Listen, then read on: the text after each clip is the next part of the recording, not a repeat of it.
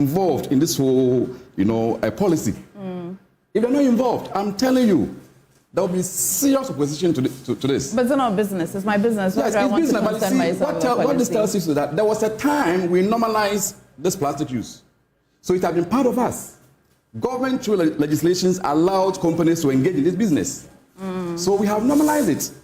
Then suddenly we want to change it. You see, it means that we are now shifting what behavior, shifting attitude, shifting lifestyle, and that cannot happen just within a day, just within some few weeks or months. It needs an engagement for every Tom, Dick, and Harry to come to appreciate really the seriousness of what we're talking about and then get everybody on board as far as this particular policy is concerned. So for me, I'm concerned. But the impact is not waiting. The impact, as I'm reporting to you, is not waiting. The manufacturing of it, the import of it, the distribution of it, the use of it, the impact is very real. I mean, how long can the EPA engage manufacturers? Because they are a smaller portion on the value chain. I mean, if you look at the value of how much they say the association is seeking a financial bailout. I hope Prof is somewhere here listening. Prof, let me read to you. As a newscaster, my job is to make it clear for you. They say that the association is seeking a financial bailout from government to compensate manufacturers for investments in plants, machinery estimated at 1.493 billion Ghana cedis. That is a lot of money. If you look at this demand, I don't know how much engagement of these manufacturers can calm them down to allow the EPA proceed with its planned banning. But earlier when I was coming to Aula, I mentioned that the impact of their work is present, it's not in the future. If you were in Prof's position, how will you mitigate this? You know, it's difficult. First of all, I have to say that I commend the government, I commend the EPA for taking this bold step. I think it's long overdue. We've been campaigning for a while for the ban of single-use plastic. And you see, we have to look at it holistically. First of all, these products, they are not even safe. Look at the health aspect of putting food in some of these containers. And I think we also have to look at the opportunities because you've put here switch to eco-friendly alternatives. So they are alternatives. And yes, you can think of cushioning. And let's face it, the ban is not taking place with immediate effect. Yeah. It's not with immediate effect. There's a bit of time for you to get on board. If they need a bailout, fair enough. But what I'm saying is that you never get them all on board. Because sometimes we're just thinking, I won't use the word selfishly, but we're just thinking of how it's going to affect me personally. We're not necessarily thinking of the bigger picture. So I think that this is something that, it is true, we have become used to it, but this is something that we must take the bull by its horns. And if other countries have managed it, we can find out how they managed it. It doesn't matter how much education you give. You're not going to get all the manufacturers on board. So you've banned it, you're giving them some time, and we just need to get on with it. Because in the meantime, when there's flooding, people do die. People do get mental health concerns because of their houses being flooded, loss of property, and sometimes loss of life. We've talked also about the health concerns. So I think it's very important that we bear in mind the concerns of the manufacturers. But that shouldn't stop us.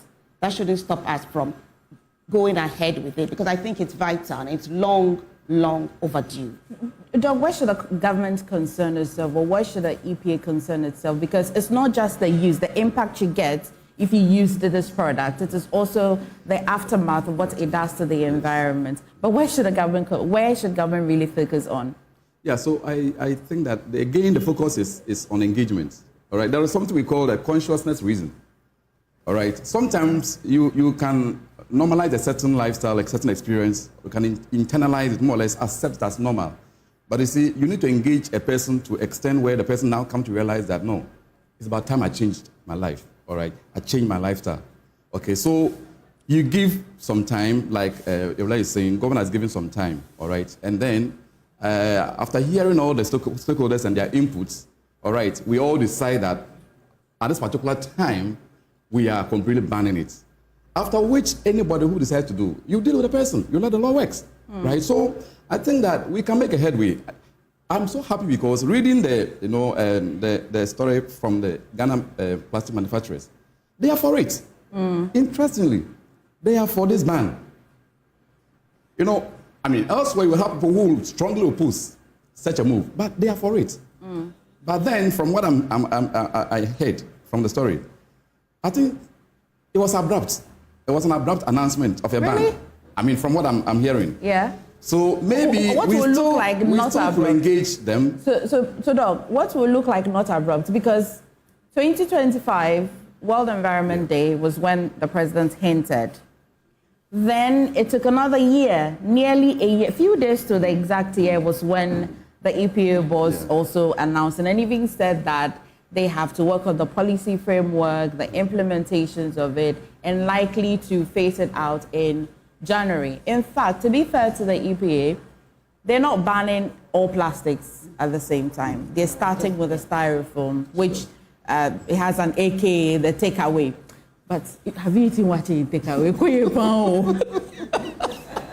So that they're indeed given a time. Yes. They are indeed phasing it out gently.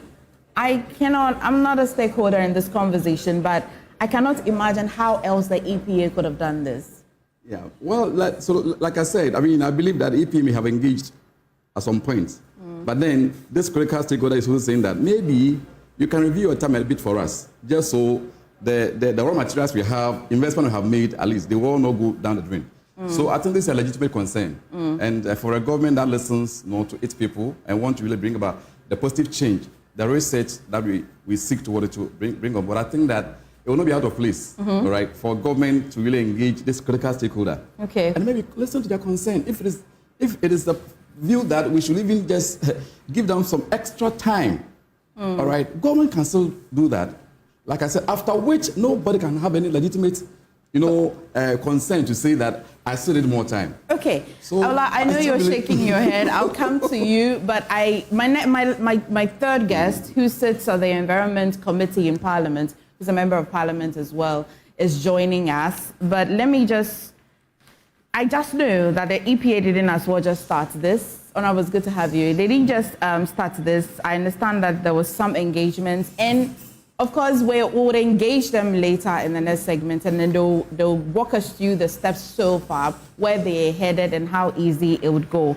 But just finishing the story that the Daily Democrat is as well reporting would be that the EPA, after the 1.493 billion, the EPA, led by Chief Executive Officer Professor Nana Ama-Brown-Kluge, announced in May 2026 that it is taking steps to ban the polystyrene EPS film product as part of broader national efforts to improve environmental sanitation, safeguard public health, reduce plastic pollution, and promote sustainable development. The proposed ban covers all forms of EPS film products used in commercial and domestic activities, including takeaway, food containers, disposable cups and plates, film food packs used by restaurants and chop bars, packaging and cushioning materials, as well as polystyrene-based ceiling and insulation materials, foam mattresses, mattresses same way. Bedding products and other items as well. The move follows remarks. I already told you about that. But this is an expectation by associations, manufacturers. You don't expect that this decision will come easily. But the Honourable Member of Parliament has just joined us. Honourable Dixon Chedia is Member of Parliament for Brekum West. Honourable, it's good to have you. I know that you didn't predict yesterday. I know you love football, but it's good to have you after the excitement, staying up to watch the match and joining us in this conversation. Thank you very much, Emifa. I actually predicted yesterday for a slim win, and regarding that. So permit me to use this opportunity to once again congratulate the technical team, the playing body, and the teaming supporters who thronged to the stadium to support Ghana Black Stars. Opening matches have serious bearing on the trajectory of the team's progression to the next stage. And with this win, I'm sure we're going to build on that to face England and Croatia. I must admit, MFA, the first 15 minutes actually gave me a lot of palpitations yesterday. And the first 45 minutes, first half was poor, but we grew in confidence in the second half and got the needed win. So congratulations once again. Well, after the excitement, the reality still lives with us because you're going to drink from sachet water. And today somebody is going to buy wache in that takeaway bowl. I'm certain. Prof will get you. But, Prof, there are concerns by manufacturers that if this ban should proceed in the way it's headed, they might have some challenges. At the committee level, stakeholder engagement, what has really pushed governments to say that, well, EPA, proceed with the decision to want to ban this particular styrofoam? Well, for the purpose of the conversation, and those who are watching us, let me reduce it to the slang word that we have accepted, takeaway. Takeaway, okay. What was the policy idea behind it? Prof will come and explain, but I want to get into the minds of government and the policy, the committee that sat on this. Let me begin by highly commending the EPA led by Prof for taking this bold initiative. I remember the announcement was made in 2025 on June 5th at the World Environment Day, where President declared his intention to have this law enacted. And the EPA has taken that bold initiative to proceed with the processes to ban, and effectively from January 1st, that will come into force. I want to highly commend them on that. MFA, the truth of the matter is, in this country, when taking critical decisions, we dwell so much on the economic side at the neglect of the environment. But we should be very mindful that without the environment, nothing goes on. So economically, we may be hit, but there are alternative sustainable pathways that will also create jobs. So if we are phasing out this, there are alternative sustainable products that will come in and that will create jobs. So I think the manufacturers should start looking for those alternative sustainable products, because this is long overdue. Okay. A lot of countries have already taken initiatives, the likes of Kenya, Rwanda, Tanzania, even Somalia, South Africa, Nigeria. They've all taken initiatives to ban these products. So I think it is coming at a time that we should all build consensus to support this. Is a good thing, and I support it. As an environmentalist, when the emission levy came, because of the public uproar, then the government has to repeal, which personally I feel, where lies the principle of polluter pays? If people who are polluting are not made to pay for that. So we should not be cowed into submission by the threats of manufacturers, by the threats of other stakeholders. What I want EPA to do is to broaden the stakeholder consultation, enhance the education, public education, but definitely we should not chicken out of this. And I don't think there is any need for any extension. We have 6 months to undergo extensive public education, and so that from January 1st, we can take off with this. Because if we look at the consequences, which I believe the other panel members have talked about, of public waste, they're so enormous, and the benefits thereof, banning such products, will be very good for us all. At the time, we're talking about climate change, we're talking about Ghana fulfilling our commitments in terms of our nationally determined contributions. We should take such initiatives. You know, plastics mainly are products of fossil fuel, and from the manufacturing throughout to its life cycle disposal generates a lot of carbon. So in terms of climate change, Not only the marine pollution, not only blocking sewages and drains, not only having public health impact, it is also a major contributory factor to our carbon dioxide emissions from production throughout its use. So I think it's a decision all stakeholders, as you indicated, people will be looking at job losses, people will be looking at the economics. But in the wake of all this, we should have a way. You talk about cutting fossil fuels and people think there will be job losses. But there are alternative pathways in the renewable energy sector where millions of jobs could also be created. So we should not look at that side alone. We look at the overall benefit for this country at the time environmental sustainability, at the time climate change issues, at the time we're talking about sustainable development goals. Countries like Ghana should be leading. And in fact, Ghana is at the forefront of climate environmental governance globally. And it doesn't sit well with some of us as global leaders advocating for environmental sustainability to still be entertaining these products. So I'm fully in support of the initiative taken by the EPA and by extension the decision of the government to have this affected. Aula, when Doc was talking about the manufacturers and the impact, I saw that you were, saying that, you know what, let's just go, let's just get on with what we have to do. Well, I mean, one is not saying that one is blind to the impact of them, but as Prof just said, at the end of the day, we have to look at the bigger picture. You know, I can't say that what I'm doing is destructive, but because it's going to affect my pocket, it should go on. Every day that if you extend it, every day you extend it, the damage is being done. The damage to the environment, the damage to our water bodies, because they are not, So I think that Prof has said it all. We can't always put the economic aspect first. In fact, in the end, it's a bit of penny wise, pound foolish.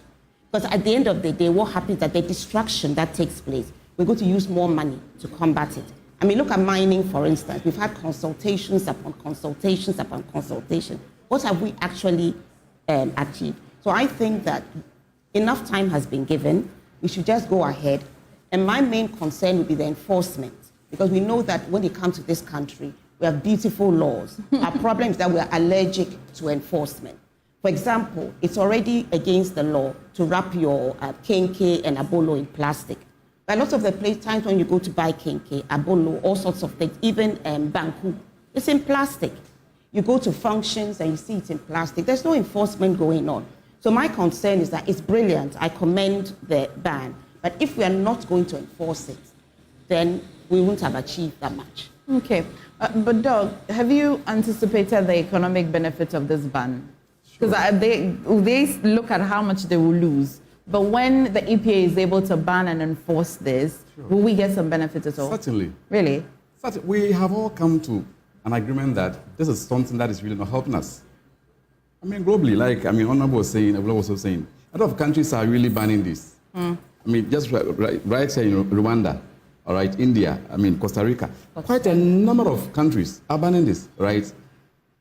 So there's an enormous benefit we stand to gain. Like I said, if for nothing at all, the fact that you have a clean environment, nothing can be more precious than your health, in a very clean environment. The manufacturers, do they know? They know. They know. So I'm saying that, you see, this is not the first time we have done an attitude shift or behavior modification in Ghana. There was a time in 1974 where we had to change from driving from right to left.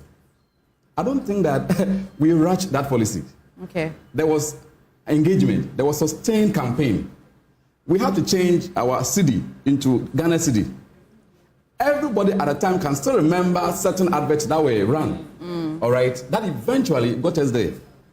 Even when the deadline was in fact, we got to the deadline, there was some grace period for people to still, so we can go back into our own history and see how we have done these things right in the past. Just so everyone can be part of this campaign. Okay. Just so no lives will also be affected by way of throwing people out of work, closing people's work because of this. the consequences at least can be minimized. So I believe that there's a lot we can do. There's a lot we can also learn from my own history. Okay. You're okay with the timeline, so you know. Well, I think. In fact, you would want it now. I'm sorry. You would like it banned today. Well, I think that enough time has been given from the time the president gave us the intention and from the time the law has been passed. And as I said, it's not with immediate effect. I'm not against things being done to maybe cushion it. But you can't say that I'm into something that is bringing negative benefit to the country and to the environment. But because it's going to cost me, let me carry on. You know, you won't tell an armed robber to keep on robbing until, you know, we're giving you some time. It doesn't work that way. Or the illegal miners, you can keep polluting the waters that we're all going to drink so we can all get kidney disease so that you can have time to find something else to do. It doesn't work that way. Rather, there's the time for opportunities to go invest into the alternatives. So if maybe money is required to invest into alternatives, I don't have any objection to that. But I think we should stick to the timeline. Okay. We should stick to the timeline. Okay, well, Honorable Awola Dog, there has been a lot of thinking that has gone into this policy decision and even the direction of it. And so today, as we are the Environmental Protection Authority, the CEO herself is here, would come and put it in a much deeper perspective. How much engagement has been done? What has been the thinking behind this decision, and why even start the decision with one particular product before we, you know, grow it into other products and banning of it? And why even January? Like, why not tomorrow? Why not next 2030 or something? I want to know why she's in love with January particularly, and I'm certain you also want to know. This is the AM show. We're transmitting to you live from the EPA office here, like Baba office, no, like crying. So the information is fresh, delivered to you. So stay with me.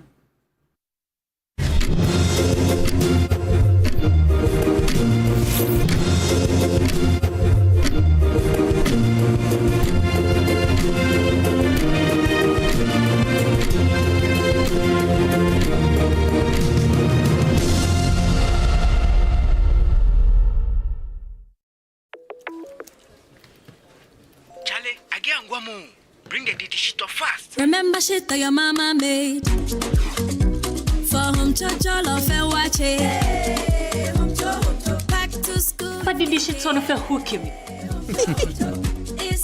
Enjoy homemade taste of Shito, always with Didi Shito. Carefully selected ingredients, no preservatives, no colorants. Didi Shito, if you do. This advert is FDA approved. We are on a journey to making home ownership a reality. See where we are heading to. Our development by Nestus Homes is thoughtfully designed with eco-friendliness in mind, creating a modern and sustainable living environment. We are pleased with the progress so far, with several customers already booking their units in this growing community. A gated community located in a prime location in Tema Community 26 offers you comfort, serenity, and access to major amenities, giving you the perfect balance of lifestyle, convenience, and investment options.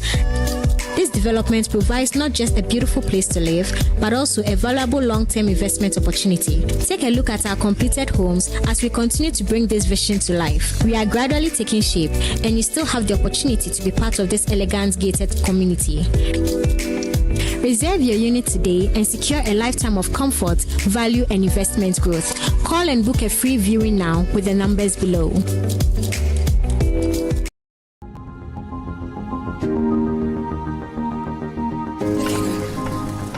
Through every stage of life, some things simply stay with us. The spirit of never giving up.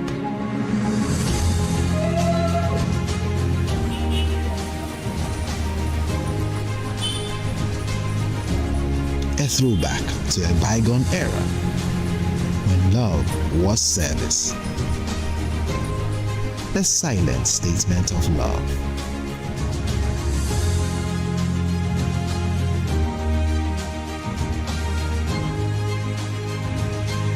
A thoughtful gesture that deepens bonds, balancing work and life. Every drop refreshes, every sip hydrates, just as it should. I am awake, one for life. Drink water, drink awake. Supporting the National Cardiothoracic Center. This advert is Now let me tell you why you should choose Safari Valley as your conference destination. The new conference building combines modern amenities with the tranquility of nature, providing the perfect backdrop for your next seminar and corporate retreat. The only conference destination with so many activities. You don't have to travel to visit your tennis club, the gym, or the stables. They have it all. Enjoy this rooftop viewing deck, basking in the sunlight with the sight of wild animals roaming freely in their natural habitat. At my break, I'm able to practice my putting. It's a unique experience that sparks creativity and rejuvenates